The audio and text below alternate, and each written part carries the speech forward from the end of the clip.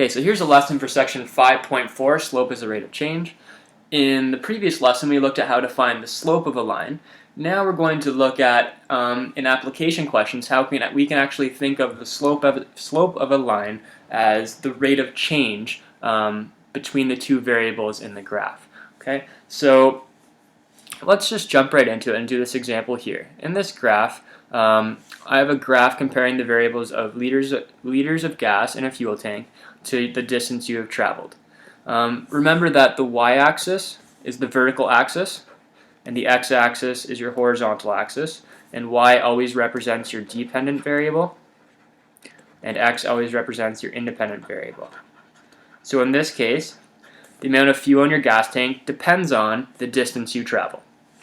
Okay, so the independent variable, like I just said, is always on the horizontal axis, so that's the distance we've traveled. So distance is our independent variable.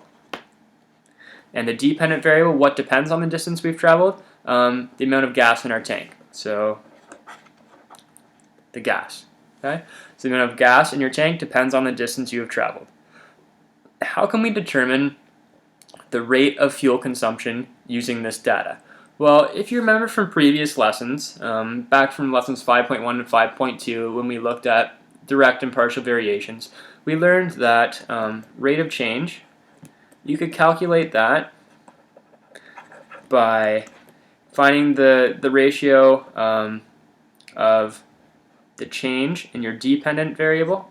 I'll just do a short form here. The change in your dependent variable divided by the change in your independent variable, and that will give you the rate of change. Okay, so remember the dependent variable is your y, and your independent variable, we use x to represent the independent variable. So that's how we calculated rate of change. But if you remember from last lesson, remember we looked at the slope of a line, and we looked at slope, and we learned that slope is equal to, from a graph, the rise, or the vertical distance between 2 points, divided by the run, which is the horizontal distance between 2 points. So the vertical distance between 2 points is the change in their y-coordinates, and the horizontal distance between 2 points is the change in their x-coordinates. And look here, the slope is equal to change in y over change in x, and the rate of change is also equal to the change in y over the change in x. So in fact, the rate of change is equal to the slope of the line. Okay? And remember, what letter do we use to represent slope and rate of change? Okay? We use the letter m. And that's why we use the letter m for both of these, because they are in fact the same thing. The slope of a line is the rate of change between the variables. Okay? So rate of change equals change in y divided by change in x, slope equals change in y divided by change in x. So same thing. So if I want to find the rate of gas consumption, or the rate of change in the amount of gas you use per kilometer, okay, all I have to do is find the slope of each line. Okay, so let's find the rate of change, or the rate of gas consumption for a Range Rover. So all I have to do is find the slope of the line for the Range Rover. Remember, slope is rise over run. So the run for the Range Rover, to get from the first point to the second point, I have to go right 550 units. Going to the right, I know is a positive run, and I have to go down. Let's look at my scale here. I have to go down 100 units. I know going down gives me a negative rise value. So my rise is negative 100. My run is 550. So I'm just going to get rid of these lines so they don't clutter up the graph. Okay. So I know I went down 100 and right 550. So the rate of the gas consumption is equal to the slope of the line. And I know the slope of the line is equal to, I went down 100, so that's my rise.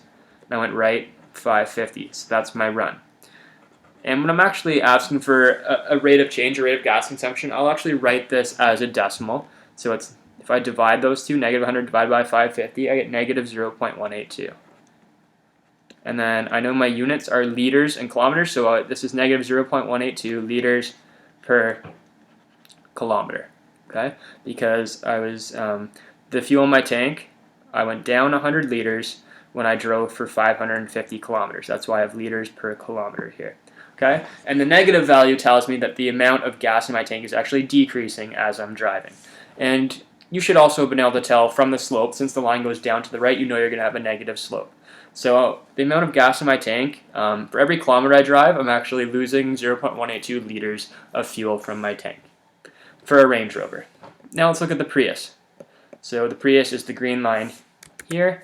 So the rise in my run, the rise, I have to go down 50. Going down 50, I know going down gives me a negative rise. I have to go right 400. Okay, going right, I know gives me a positive run. So it'll be negative 50 over 400 will be my slope because it's rise over run. So negative 50 over 400. If I do negative 50 divided by 400, I get negative 0.125. And once again, I know that's liters per kilometer. Liters per kilometer. So the Prius uses significantly less fuel per kilometer than the Range Rover does. Okay, for every kilometer I drive, I only lose 0.125 liters of fuel in my tank when I drive a Prius. How about a Honda? Let's figure out the slope of that line because the slope will tell me the rate of change of fuel consumption. For the Honda, I'm looking at the blue line. To get from the first point to the last point here, I have to go down 60 and right 500. So the rise is negative 60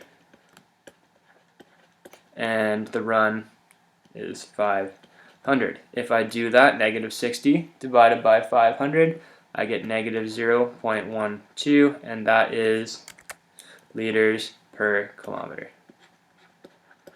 So this uses the least amount of fuel. I only use 0.12 liters per kilometer. Okay, that's the rate that it decreases out of my fuel tank for the Honda. So the Honda uses the least fuel. So if I want to rank it according to efficiency, this is the most efficient. I would give that a 1. Okay, and the Range Rover, it makes sense the Range Rover would have the worst efficiency. It's the biggest vehicle. So, in fact, it does use the most amount of liters per kilometer. It uses 0.182, so I'll give that a 3. And the Prius is in between those two, but definitely closer to the Honda. So I'll give that a 2. Okay, so from the question that we just did, we've discovered that slope equals rate of change. That's what I want you to take away from that. The slope equals the rate of change.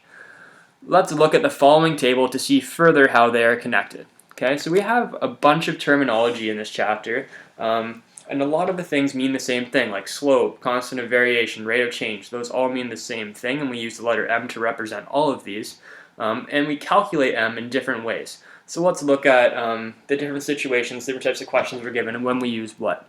So in a word problem, you're often going to see the word problem talk about a rate or a rate of change. Okay, and when you say rate of change, that means they want you to calculate the slope. Okay, so m is often referred to in a word problem as a rate of change. In a table of values, so if you have a table of values, you know, x in the left-hand column, y in the right-hand column, because your independent variable is always in the left, dependent in the right. If you want to calculate your slope from a table of values, you're going to look at your change in your y divided by your change in your x.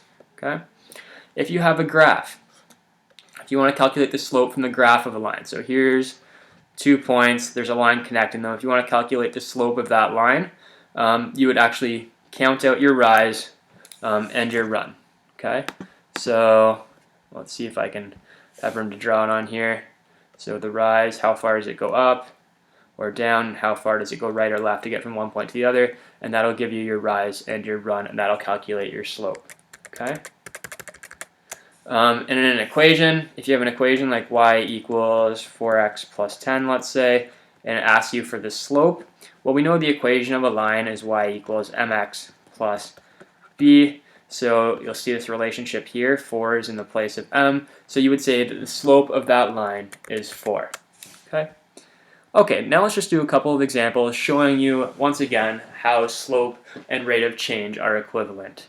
So I've got a table of values here that shows me the cost of a hot dog at Rogers Center has been going up for several years. Okay, I want you to graph the data. Let x be the number of years since July 1980. So here's my table of values in the left-hand column where the independent variable goes. So x is the years since July 1980.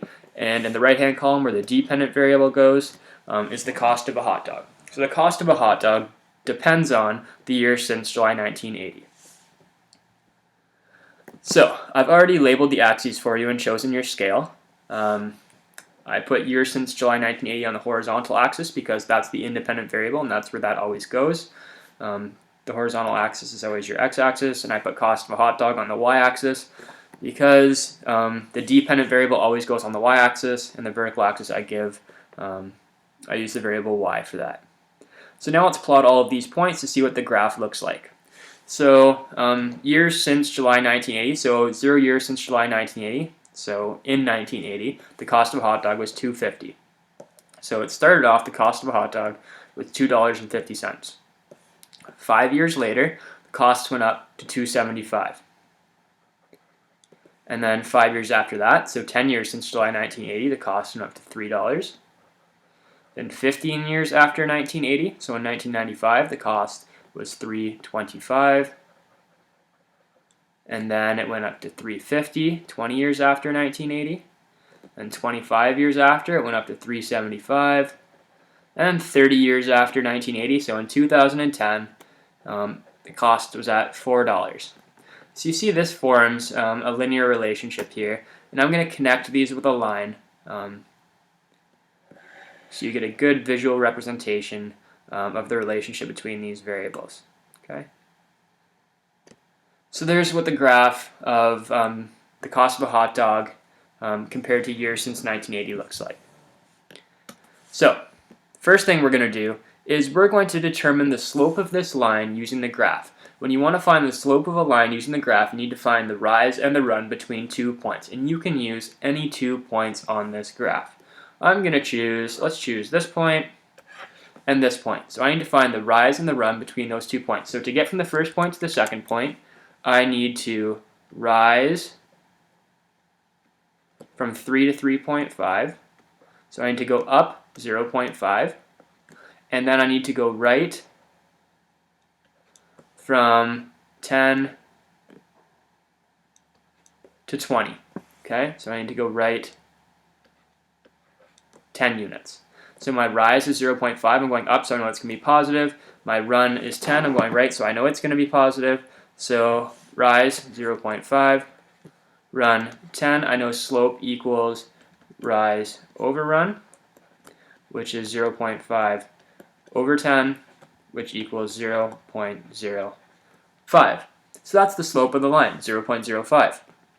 Now let's look at the rate of change of the cost of hot dogs using the table. So we're going to just look at the table and let's calculate the rate of change. Hopefully you remember the formula for rate of change equals change in y divided by change in x. So I can pick any two y data points here in this table. So I don't know, let's choose this one here at 350 and this one here at 250, and let's figure out the change between these 2 points. Okay, so the change between 350 and 250, so I know rate of change equals change in y over change in x. So change in y is from 350 to 250, so 350 minus 250 will give me the change in those. Now I need to figure out the change in the corresponding x values. That's important. So I chose this y value and this y value, so I have to choose the corresponding x values and find the change in those. So I have to choose this x value and this x value and find the change in those. So that goes from 20 to 0.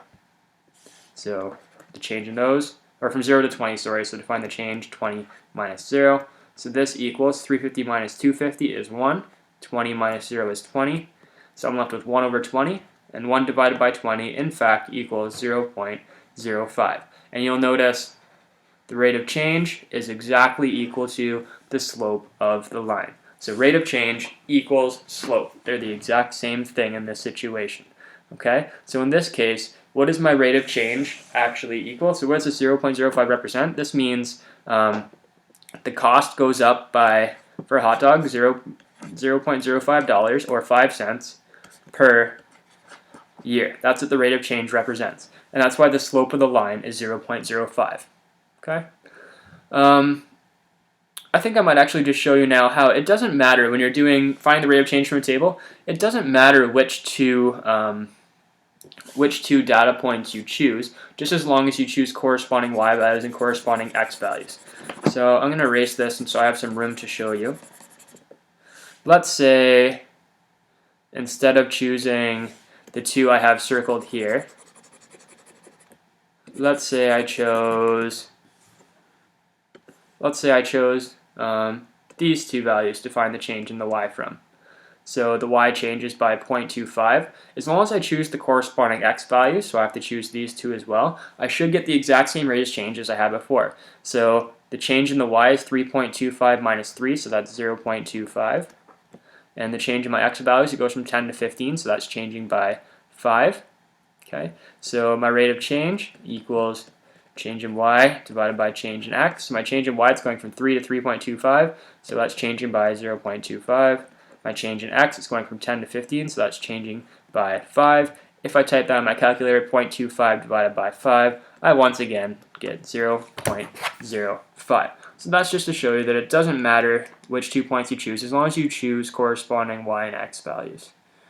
Okay, so let's move on and do, there's one more point to this question. Let's write an equation to represent the cost of a hot dog based on the number of years since July 1980. What part of the equation represents the slope? Well, if I remember, the equation of a line is y equals mx plus b, where m is the slope, or rate of change, okay? And b is my initial, if we can read this, and b is my initial value. I've already calculated my slope. It's 0.05, and I can find my initial value by either looking at the graph or looking at my table of values. By looking at the graph, I know my initial value is where it crosses the y-axis, or my y-intercept, so right here. And I'll notice that is at 2.5. My y-intercept is 2.5, so that's my initial value. Or I can find it from my table of values. The initial value means when x equals 0, what's the value of y? So when x is 0, in this case, y is 2.5. So you can get that initial value from your table of values or your graph. And I see that my initial value is 2.5. So plug those values into your equation for m and b, and I get y equals 0.05 x plus 2.5. And this part right here, the 0.05, represents the slope. Okay, example 2. So I'm training for a triple marathon and I run every day before school. This morning I ran 5 kilometers in 20 minutes. Part A of this question wants me to calculate the rate of change of my distance from my starting point. In this case, my rate of change is actually my speed, and I'll explain that in a second. First of all, I want to be able to pick out what my dependent and independent variables are. So my two variables are kilometers and minutes. If you remember, in previous lessons, I talked about how time is always your independent variable. So minutes is a unit of time. So minutes is my independent variable, and that's a unit of time. And that means kilometers is my dependent variable, and that's the distance I have run. Okay. So, and this makes sense if you think about it. The distance I have run depends on how long I've been running for. So the number of kilometers I've gone depends on the minutes I've been running for, and that makes perfect sense, okay? So that's why kilometers is my dependent variable, because it depends on the number of minutes I've been running for. Now, if you remember, we've talked about how to calculate the rate of change. It's your change in y divided by your change in x. We know y represents your dependent variable, x represents your independent variable. So in this case, if my variables are distance and time, when I'm calculating my rate of change, I'm doing the change in my distance, because that's my dependent variable, divided by my change in time, because time is my independent variable. If you remember from science class, change in distance divided by change in time actually gives you your speed. So in this case, what we're actually calculating when we're calculating our rate of change is our speed. Okay? So let's calculate the rate of change. That's going to be our change in y divided by our change in x. If we look at the question, it tells me I run 5 kilometers. I know the distance is my dependent variable, so that's my change in y. And it tells me I run that in 20 minutes. I know the time is my independent variable, so that's my change in x. I can do a better x than that. So that's my change in x. Okay, so let's plug this into our formula. Change in y is 5, change in x is 20, so that's a quarter, which is 0.25. And my units are kilometers per minute because I run 5 kilometers in 20 minutes. So I have kilometers divided by minutes. That's why I have kilometers per minute as my units for my rate of change. Okay, and that's my speed. I run at 0.25 kilometers per minute. Let's graph this as it relates to time. So if I want to graph this, I've already put the variables on the axis for you. Time is independent variable, that's why it goes on the x-axis. Distance is your dependent variable, that's why it goes on the y-axis. Now let's think about this. If I run 0.25 kilometers for every minute I've been running for, if I haven't been running for any minutes, that means I haven't traveled any distance yet. So I start right at the origin here. So this is in fact a direct variation, okay? Because it goes through the origin. If I've been running for 10 minutes, how far have I traveled? So if I run 0.25 kilometers per minute, if I've been traveling for 10 minutes, multiply that by 10, I have gone 2.5 kilometers. If I've been traveling for 20 minutes, I've gone another 2.5 kilometers, so I've now gone 5. Multiply 20 by the 0.25, and you get 5 kilometers. So now to actually finish off this graph, I then have to connect these points with a straight line. So should look something like this. Okay, and that is what the graph of my distance versus time looks like. So if you remember, rate of change equals slope, okay, and I know rate of change is my speed, therefore the slope of this line represents the speed that I am running at, okay? And the steeper the slope would mean a greater rate of change, which would mean a greater speed. So a steeper slope would mean I'm running faster. A line that is less steep would mean I'm running slower because it has a slower rate of change, okay? Let's calculate the slope of the line from the graph. Remember, slope is rise over run. When I'm calculating slope from a graph, I use rise over run. So I need to pick 2 points. I'll choose this point and this point. Any 2 points on the graph are fine to choose, but I'll choose those 2 because I know their coordinates exactly. And I'll figure out the rise and the run between those 2 points. So to get from the first point to the second point, I have to rise from 2.5 to 5, so I have to rise 2.5 units. When I'm going up, I know it's positive. Then I have to go right 10 units from 10 to 20, so I know when I go right, that's a positive run.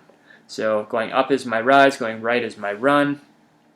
So slope equals rise over run. So I went up 2.5, so it's a positive 2.5. And I went right 10. When I go right, that's a positive run. 2.5 divided by 10 is in fact 0.25. So once again, you'll notice that the rate of change I calculated before was 0.25, and the slope I calculated for my graph was 0.25. So in this case, slope and rate of change are exactly the same. So part D, explain the meaning of the rate of change and how it relates to the slope of the graph. They are the same. They are the same.